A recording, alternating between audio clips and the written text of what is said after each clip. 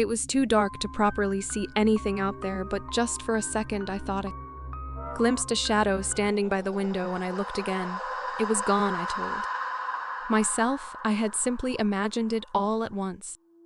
The static stopped, and the kitchen went quiet again. While I was in college, I got a job at a 24-hour fast food joint called the Grill Shack. The place was fairly popular with kids, and it could get pretty busy at weekends, but it wasn't such a bad place to work. I was always placed on the front as a waitress instead of in the back, where the kitchens were, so I didn't have to deal with the grimy, overheated grills. I'd been there for almost 3 months when I got asked to do my first night shift. I would have turned it down since I had classes the next day. But they offered me double pay and I was desperate for money, so I ended up accepting stupidly. I never thought to ask why the pay would be double, just for working the night shift figured.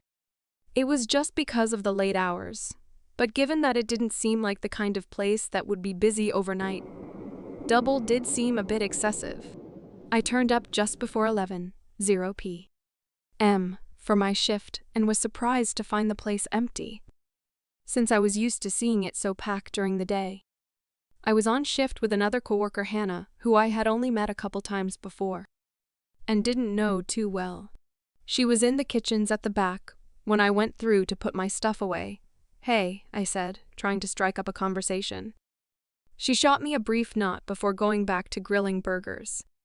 So I shrugged it off and went to the staff room after tying my hair back and putting on my apron.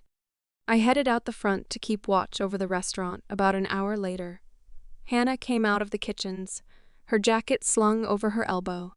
"I'm off." I stared at her. "What, already?" She looked at me oddly. "Yeah, I've bred enough patties to keep you going. You just got to warm them up when someone comes in. Maybe add a couple extra toppings." "I'm here on my own," I asked, my voice tentative. Hannah nodded slowly. "I thought you were told all this." I shook my head. "Nobody told me anything just to get here at 11 p.m. Hannah bit her lip, a strange expression on her face that I couldn't quite discern.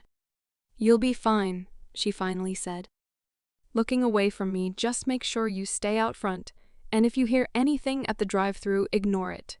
Before I could ask what she meant, she strolled through the front doors, leaving them swinging shut in her wake. I stared after her, an unsettling feeling in my gut. What did she mean if I heard anything at the drive-thru? It was always closed after 10 p.m. So I hadn't expected any customers there. Anyway, I shrugged off her warning, reminding myself I was getting paid double. Admittedly, I hadn't expected to be left here on my own the whole night. But I would get through it.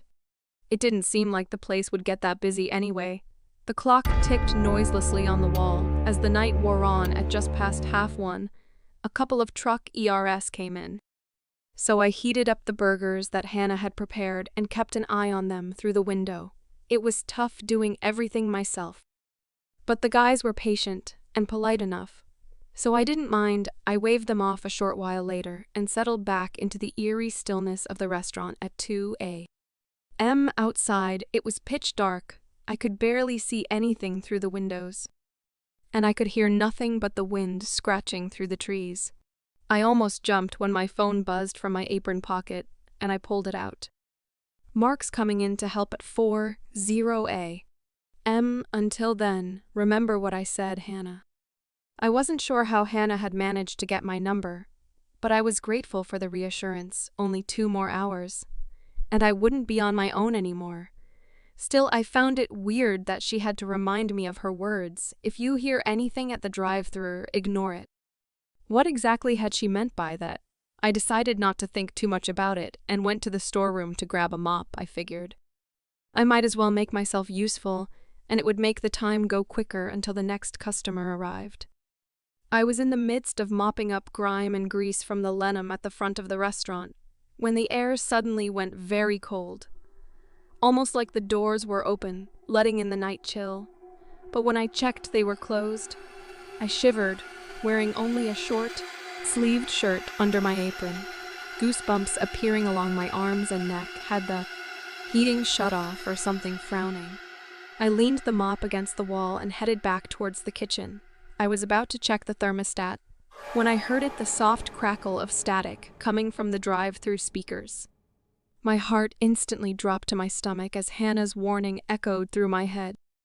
If you hear anything at the drive-through, was there a fault with the speakers or something? I shook my head. Just ignore it, like Hannah said. Just ignore it. The static grew louder, filling the restaurant's kitchen, and I turned around to look at the drive-through windows on the other side of the room. It was too dark to properly see anything out there, but just for a second I thought I glimpsed a shadow standing by the window. When I looked again, it was gone, I told myself. I had simply imagined it all at once. The static stopped, and the kitchen went quiet again. I breathed a sigh of relief. Just a malfunction. After all, the second the thought crossed my mind, the speakers crackled again, and a voice came through. It was nothing but a whisper, barely audible over the grainy, muffled audio. But it sounded male. I froze, my heart pounding in my chest as I stared at the windows again. Was something out there? Anyone there? The voice whispered, speaking in soft, strangled bursts. Is anyone there? I stood frozen in place, hardly knowing what to do. Hannah had told me to ignore it, but was this what she meant? Maybe it was just someone messing around, playing a prank? But something about the voice, the way it was speaking, gave me the chills. My breath quickened as I stood there, the eerie voice repeating its haunted question, each word more desperate than the last. My trembling hands clenched the edge of the counter, and I strained to see through the inky blackness. Outside, the drive-through windows remained empty, devoid of any signs of life. Ignoring the voice was becoming increasingly difficult. My phone vibrated in my pocket, startling me once again. Another message from Hannah. Don't listen to it. Don't answer. It's not real. I bit my lip, torn between fear and curiosity. If it wasn't real, why was my heart racing so violently? Why did my skin crawl as if 1,000 unseen eyes were fixed upon me? The voice outside grew more desperate, its whisper clawing at my sanity. Please, I need help. Please, is anyone there? It sounded like the voice of a man in agony, like a trapped soul pleading for salvation. As much as I wanted to heed Hannah's warning and maintain my silence, couldn't resist the overwhelming dread pulling me toward the speaker with trembling fingers. I reached for the intercom button, ready to shatter the silence, but then a vision flashed before my eyes. It was Hannah's face, twisted in terror, her lips forming silent words. An indescribable horror o'ertook her features, and her eyes were wide with panic. That image was enough to stay my hand to remind me that something was deeply wrong about all of this. The voice outside became frantic, its words devolving into incoherent pleas, as if it sensed my hesitation. Please, please, please help me. I backed away from the intercom, feeling the icy grip of fear tighten around my chest.